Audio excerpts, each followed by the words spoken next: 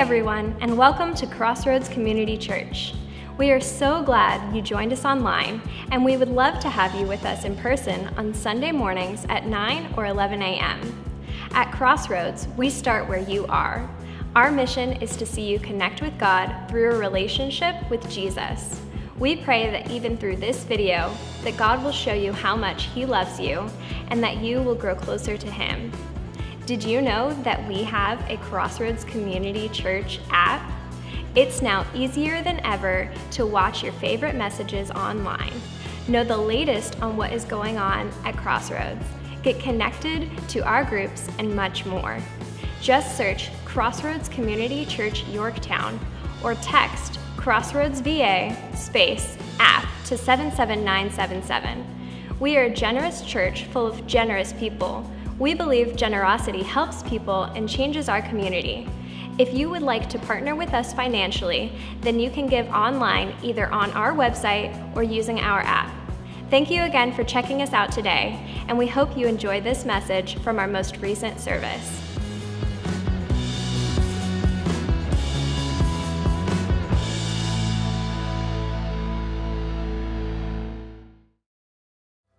A series called King David, and when we left off last week, David was in a really bad spot. You remember? Just really struggling, and as he began to kind of spiral downward, just kind of making some really poor decisions and having some really colossal mistakes, that as he began to spiral downward, as we often do, when we start to spiral downward, we continue to make decisions that aren't really good. And that's where we find David today. He's about to make another decision that could be one of his worst decisions he's ever made in his life. And at the very last minute, and when I say last minute, you'll see in just a moment, at the very last minute, he was saved by a woman. How many of you have ever been saved at the very last minute by a woman? Come on, guys. Seriously. Really? Kids, parents, teenagers, like seriously, and we're going to see that in just a moment with him. But before we get there, let's look at the golden rule. The golden rule, you've probably said this before, do unto others as you would have others do unto you. It's a golden rule. You've probably heard it before. You've probably, maybe you were taught it when you were young and didn't realize that it's actually from the Bible. Do unto others as you would have others do unto you, which is all fine and good until somebody mistreats you, right? Or mistreat somebody that you love. And then we want to change the golden rule to another idea that says, do unto others as others have done unto you. Doesn't that make more sense? Let's do unto others as others have done unto us. And so when somebody mistreats us or hurts us or mistreats somebody that we love, our natural response is to get even. You know, you got me, I get you, an eye for an eye, you know, that makes way more sense. And then there's a third dynamic that we often do as well, that we, you know, it's almost impossible for us to see this in our own life. We look in a mirror and we don't typically see this in our own life. But here's the third one: do unto others as someone else has done unto you. And you may not see this in your own life, but other people can see it in your life, or can see it in my life when it happens. It's like you've been mistreated by somebody that you can't mistreat back, or you've been mistreated in an environment where you can't mistreat somebody back, and so you come home and you yell at your spouse, you scream at your kids. You know what I'm talking about? Everyone else around you sees what, you know, they know what's going on, and they're thinking, why are you mad at me? I didn't do anything. It's your boss that's a jerk. I didn't do anything, but yet we want to change these ideas so that we can get even.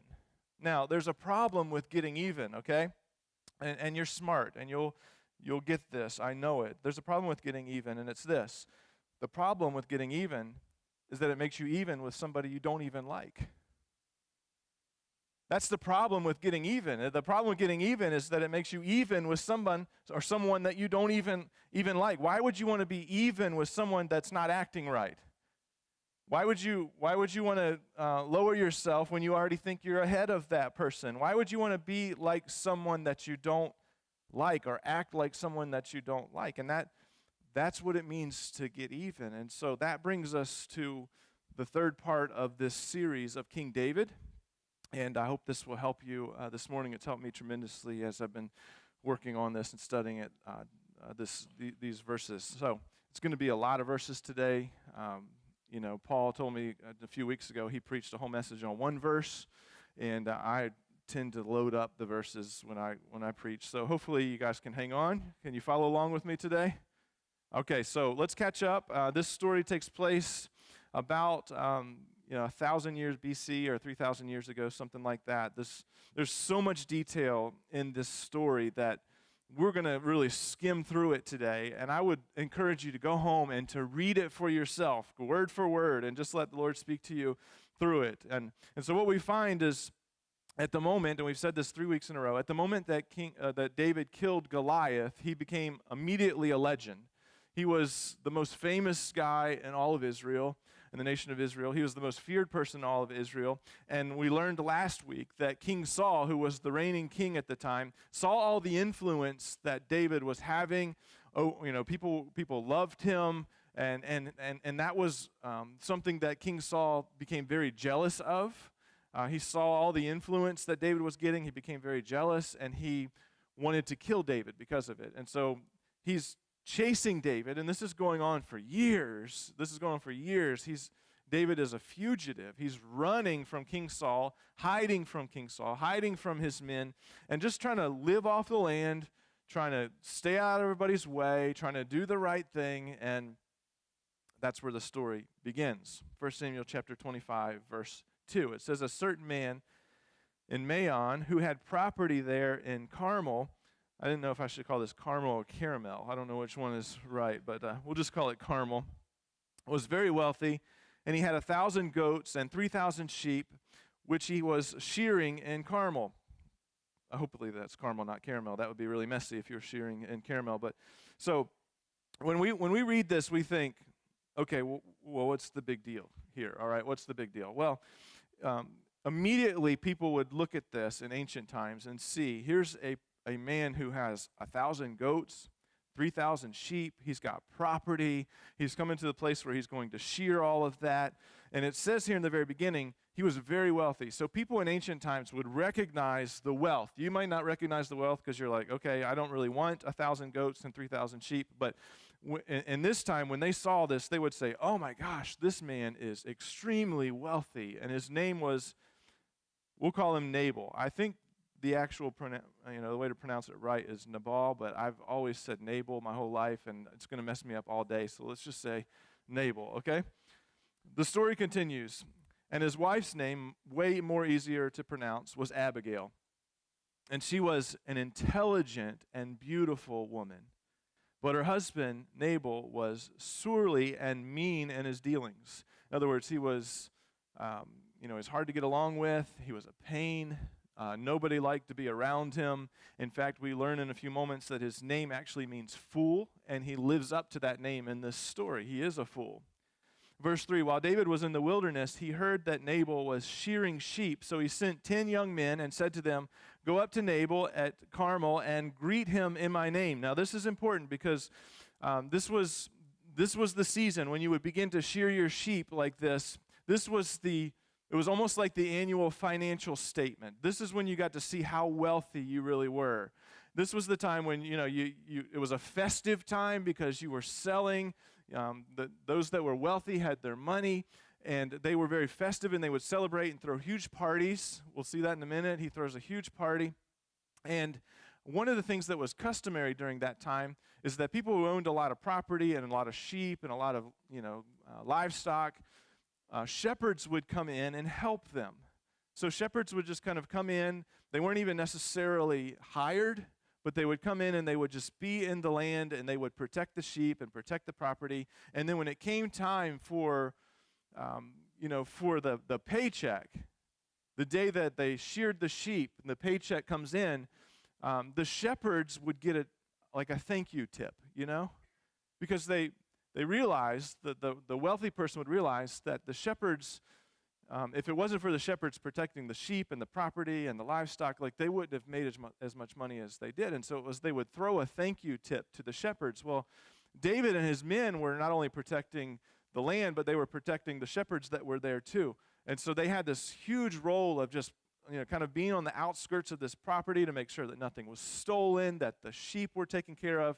And now would generally be the time when this very rich man would say, oh my gosh, look at how wealthy I am, and thank you, you took a huge part in that. Here's a little gift for you just to say thank you. So verse 5, he says, David sends these 10 men, and he says, go to Nabal, and say, long life to you, good health to you and to your household, and good health to all that's yours. So David's men go to Nabal with this message, and basically it was like this. Things have been going really well for you. You have gotten richer. You're in a good mood. It's a festive time. It's a time to celebrate, and it's a time to say thank you to us. He continues on. Now I hear that it's sheep shearing time. And when your shepherds were with us, we did not mistreat them, and the whole time they were at Carmel, nothing of theirs was missing. So he's kind of laying out this, what they've been doing. These 10 men are going to go tell Nabal what they've been doing, how they've been a help, how he's rich because of them, how they protected him. And he wouldn't be where he is today if they hadn't protected the shepherds and the property and all of that. So he goes on, and he says, ask your own servants, and they will tell you, therefore, would you be favorable toward my men since we come at a festive time? And then he makes the ask. Please, is what the 10 men are going to say, please give your servants and your son David whatever you can find for them. In other words, since we were good to you, now it's time for you to be good to us.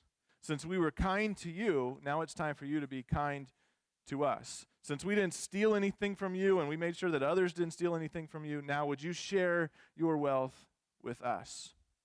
Verse 9, when David's men arrived, they gave Nabal the message in David's name, and then they, what does it say? They waited. Can you kind of imagine them kind of sitting around like, wonder how he's going to respond to this? It's good time for a thank you. And so they just kind of wait. And Nabal answered David's men, not the way that they were hoping that he would. He said, who is this David? Who is this son of Jesse? Many servants are breaking away from their masters these days. In other words, don't even think for a minute that he didn't know who David was, but that he was saying, I know who David is. I know the kind of guy he is. I know that he's rogue. I know he's an outlaw. I know he's a fugitive, and I know he's out of favor with his master, the king. I know that. And besides that, I didn't ask for his help. I didn't ask for his protection. I don't owe him anything, and I don't owe you anything. In verse 11, he continues, why should I take my bread and my water and the meat that I have slaughtered for my shears and give it to men coming from who knows where? This is fighting words, guys. This is harsh. David's men, so they turn around and they head back home, and at this point they begin to share what Nabal's words were with David, and you can kind of imagine the soundtrack changing if this were a movie. It would become very ominous at this moment. And David said to his men in verse 13, strap on your sword. And they did. And then he strapped on his as well. Anybody in the room besides me have some issues with self-control? This is a self-control moment for David. This is a moment when his patience button has run out, when he's just trying to live off the land. He's trying to do what he can do. He's trying to stay out of trouble. He's trying to make some money. And it's just, ever had those seasons where it's like one thing after the other goes wrong? It just like when it's raining, it's pouring. We say that. It's like nothing is working out for David, and he's just frustrated, and he is just all this pent up stuff in his life. And I think, as we mentioned earlier, I think that what's going on here is that he's actually mad at Saul because he's been on the run for several years. He's tired of the way that he's been living, hiding and trying to live off the land. And now all this pent up anger is going to be taken out on Nabal. And here's what we need to know as we kind of think about this idea of strapping on our swords. Hurt people, don't they? Hurt people. And that's something you've probably recognized in your life. I mean, hurt people. When someone's hurt, the natural inclination is to hurt somebody else. And if you've been on the backside of that, sometimes it's hard to remember that if you're on the backside of it and you're the person who's being hurt. It's hard to sometimes look at the person with compassion and realize that that person's probably been hurt very badly, and that's why they're lashing out at you and hurting you in response. I think this may be a case of hunted people hunt people. You know, David's been hunted for years, and now it's kind of like, I'm tired of being hunted, and now I'm going to go out and hunt Nabal. You know this is true. Hurt people. And so we tend to, as we begin to think about the people that have hurt us, we want to get even with those people. And a lot of times we begin to have, unless I'm the only person in the room, I begin to have these imaginary conversations justifying in my head why I need to get even with this person. And then I tend to overreact. And so I called the message today, the title of the message today is Don't Kill a Spider with a Shotgun. Because we tend to overreact. Any of you afraid of spiders and bugs and all that kind of stuff? Have you ever considered killing a spider with a shotgun? Blowtorch, whatever. And so just to kind of help make the point, last night I went on a spider hunt and I found 5 spiders. 3 of them are wolf spiders, huge, big wolf spiders. I put them in this jar because I wanted to give the reaction of some of you. If I walked over to you with this, what would you do? Yeah. I mean, I know Felicia's afraid of bugs, so I kept thinking about her being on the front row today. I knew that. But probably, I mean, you would overreact. I could see somebody like trying to smack this out of my hand, which would be the worst thing you could do, because then what's going to happen? The glass is going to break. The spiders are going to be loose, you know. And so I told my wife, I was like, I'm going to poke one hole in the top of this thing. And she's like, no, you're not. I was like, they got to breathe. And I was like, one hole. She's like, no, they can contort their body and get it out of that hole and come into our house. I'm like, all right, I'll poke one hole in it and put it in the garage. So they'll end up in the garage and not the house. What's interesting is when I came in this morning, there were 8 spiders in here. There's only 6 now. I'm just kidding. That's not true. That's not true. I'm going to cover that back up because I know that bothers you. But the idea here is,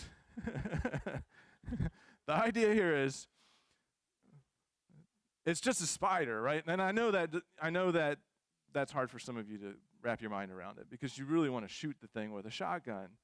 It's just this overreaction, you know, element that we have in our life that, you know, here's David where, you know, on one other day, maybe he would just kind of let this thing blow off.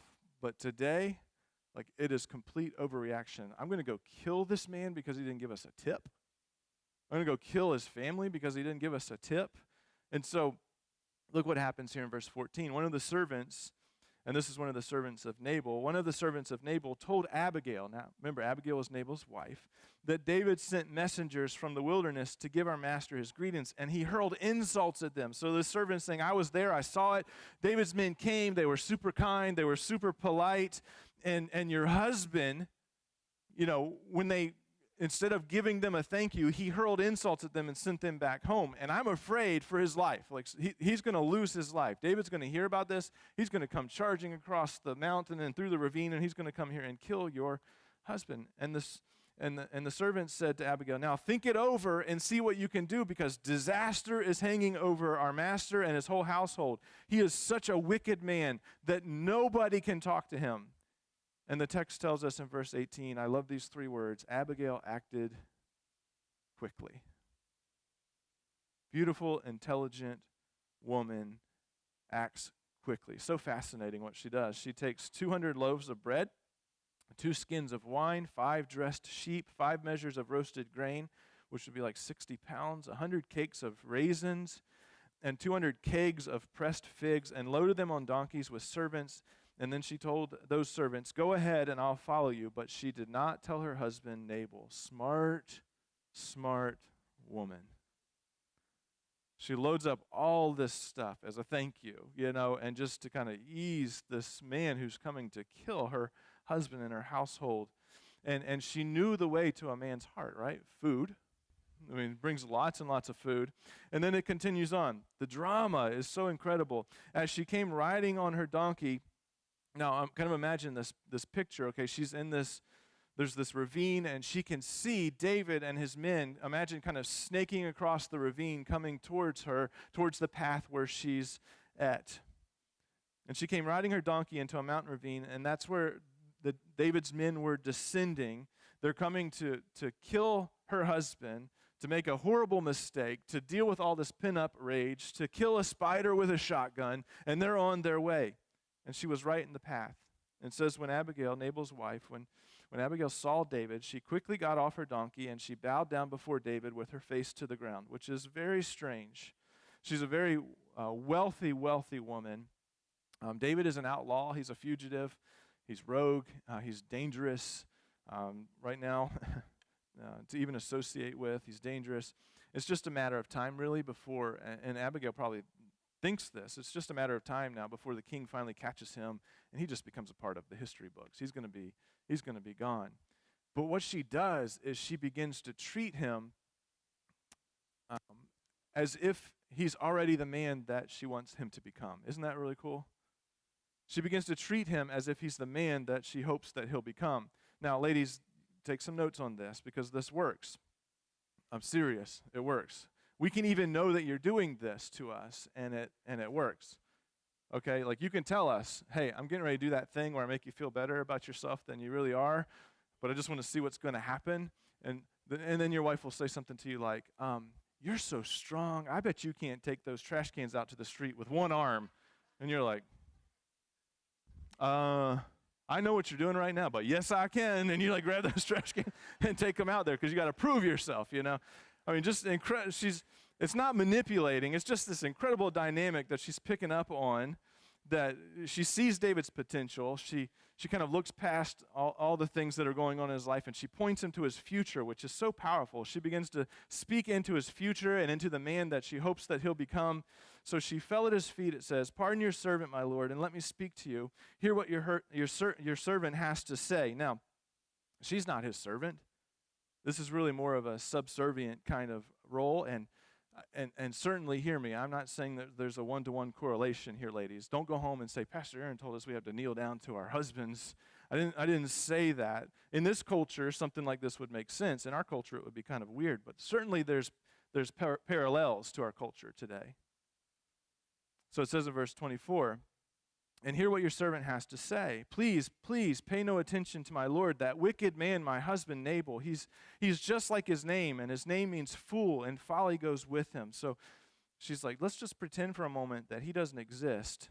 And then she continues on. "My lord, as surely as the Lord your God lives, and as you live, since the Lord has kept you." This is like a Jedi mind trick that she's playing on him. She begins to do something so amazing. She begins to speak into his future. She begins to say, since the Lord has kept you, in other words, I'm standing here right in front of you, the Lord has kept you from bloodshed and from avenging yourself with your own hands. So again, she's talking about the man that she hopes that he is, not the man that she's seeing right in front of her. The Lord has already stopped you from the bloodshed, the needless bloodshed that you're heading to do. What you're planning to do right now, you're not going to do that because God's already stopped you from doing that really horrible thing. And then she says, "May your enemies and all who are intent on harming you be like Nabal." And then she, again, gives him credit for being a better man than he actually is. This is so powerful. And she says, "Please," verse 28, "please forgive your servant's presumption.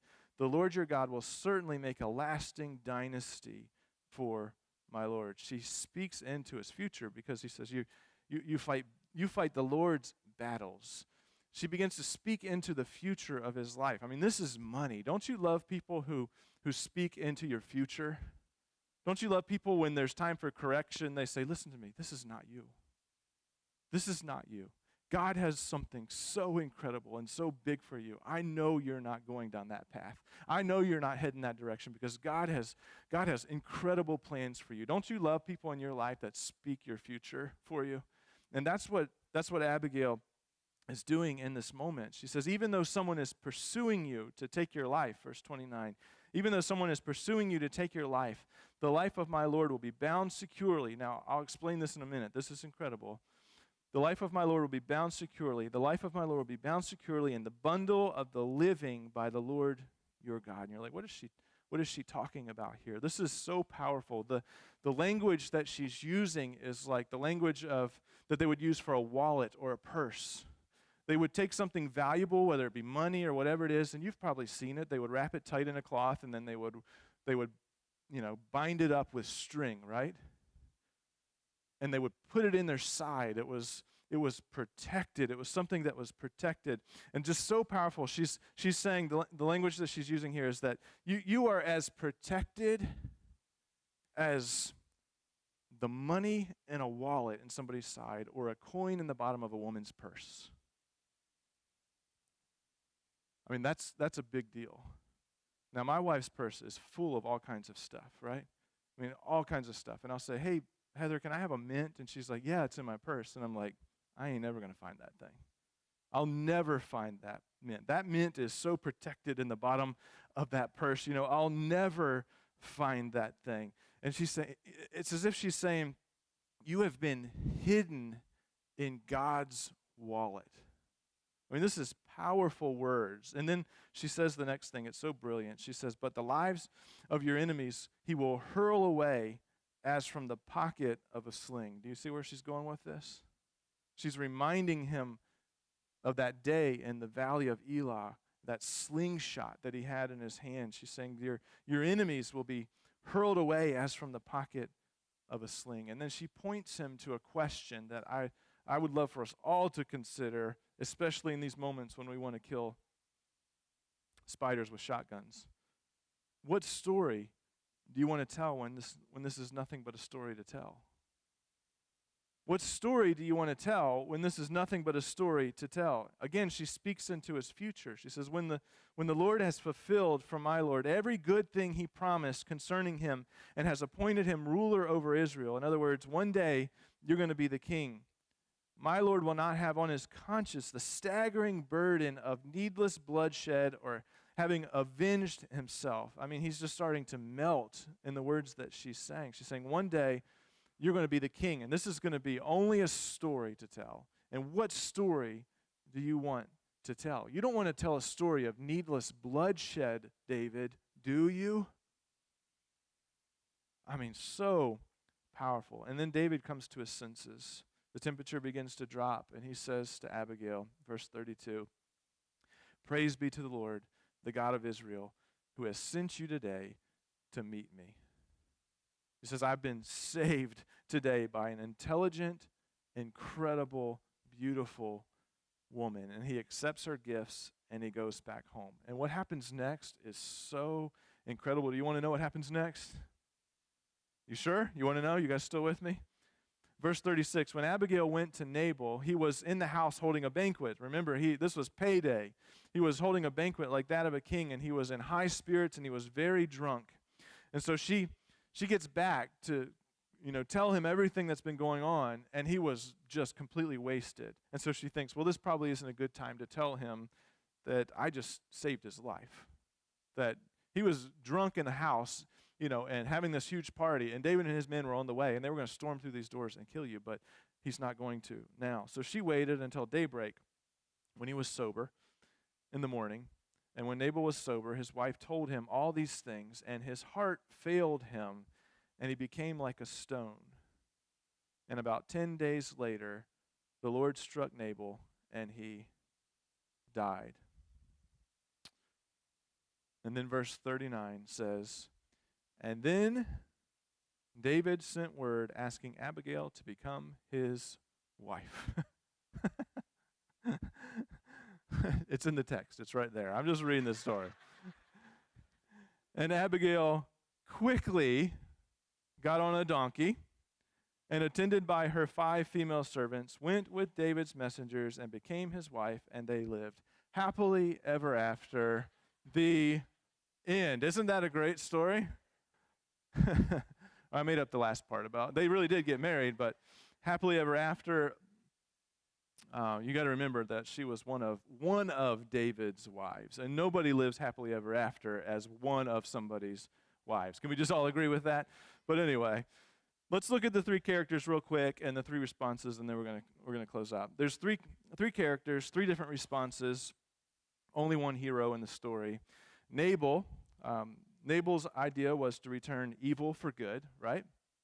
Nabal wanted to return evil for good. David wanted to return evil for evil. And Abigail returned good for evil. Only one hero in the story.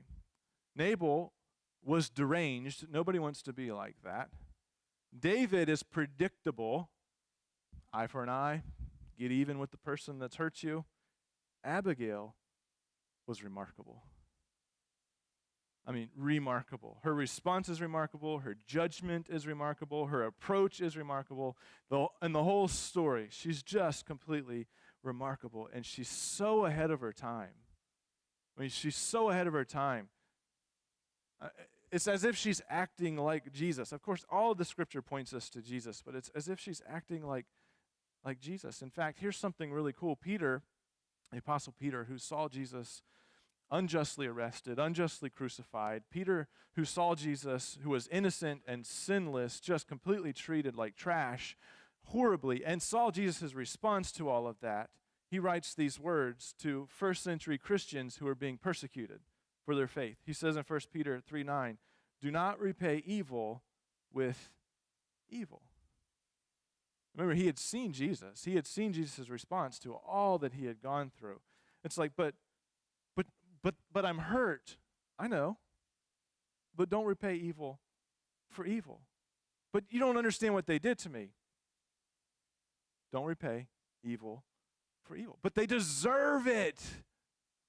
Don't repay evil for evil. Or insult for insult. I think that's just, that was foreshadowing to social media. I think that was Peter's way of saying one day people are going to be able to post things online and, exchange insult for insult online behind their keyboards. And don't do that either. Don't repay evil for evil or insult for insult.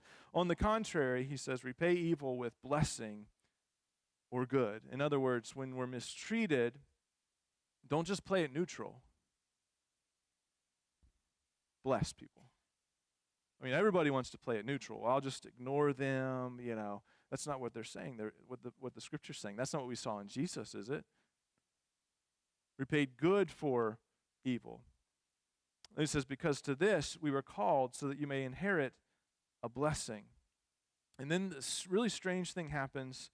Peter quotes David from 1,000 years earlier when he had an opportunity to sit down and write out some words for the things that he had seen Abigail do in his life and the way that God had just stopped him that day from making a huge mistake and what it really meant to return good for evil. So Peter quotes the words of David as an older man looking back on his life. It says, "For whoever would love life and see good days must keep their tongue from evil and their lips from deceitful speech.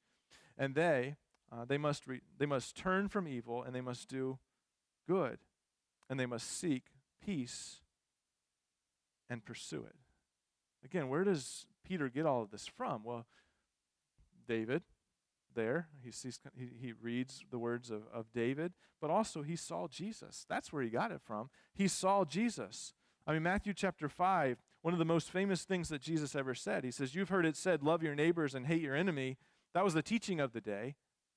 Love your neighbor, but hate your enemy. But Jesus flipped it all. He says, "But I tell you, love your enemies and pray for those who persecute you."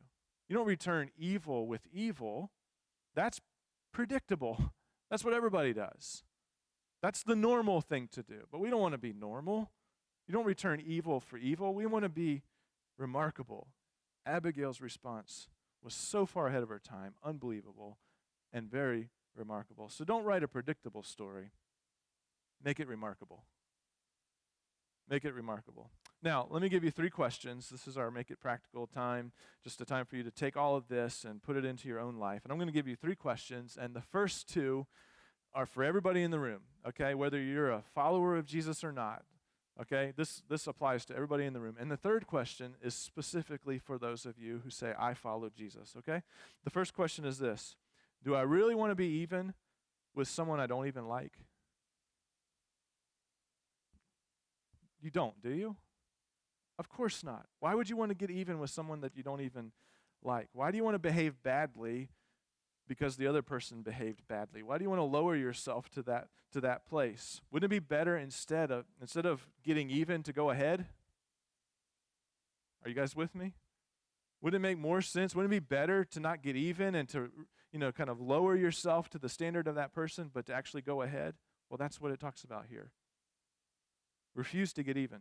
Number 2, second question for everybody in the room. What story do I want to tell? What story do I want to tell? What would it look like for us to actually to do this? I mean, do you want to, down the road, do you want your grandkids to come sit on your lap and say, Grandma, Grandpa, tell me about that time when you got even. That was a great story. I mean, is that what we want? We don't want that, do we? What story do you want to tell? And number 3, if you're a Christian, if you're a follower of Jesus, you don't get a pass on this question. If you say I follow Jesus, then this is what we have to do. This is a question we have to answer. What would it look like for us to return good for evil? So when you think about him, when you think about her, when you think about your dad or your mom or your neighbor, what does it look like? You can't ignore this. We have to be proactive. We actually have to actually do something. Jesus challenged us to pray for our enemies. We have to do something. We can't just go neutral. We have to actually do something. To do nothing, that's mercy, okay? When somebody deserves something and we don't give them what they deserve, that's mercy. But when you do something that somebody doesn't deserve, that's grace. And that's what we're called to do. And that's how your story, if you're a follower of Jesus, that's how your story intersects with the story of Jesus, because we have an opportunity to be like our Father in heaven. I mean, the greatest story ever told, the story that changed your life, is a story of God returning good for evil, isn't it? I mean, we deserved punishment. He didn't just go neutral. He actually did something. He sent his son, Jesus Christ, to die for us and to give his life for us. And we have an opportunity to live out that remarkable story by not returning evil for evil, but returning good for evil. It's a remarkable story. Don't you want to live out that story in your life? Let's pray together. God, thank you for your challenge in the Scripture that just points us to your incredible love for us. Lord, the story of Abigail and just how remarkable she was so forthtelling of your love for us, Jesus Christ, and your willingness to give your life for us. That the evil inside of us, the sin that we commit, the mistakes that we make, you could have so easily returned evil for evil, or even just gone neutral and done nothing.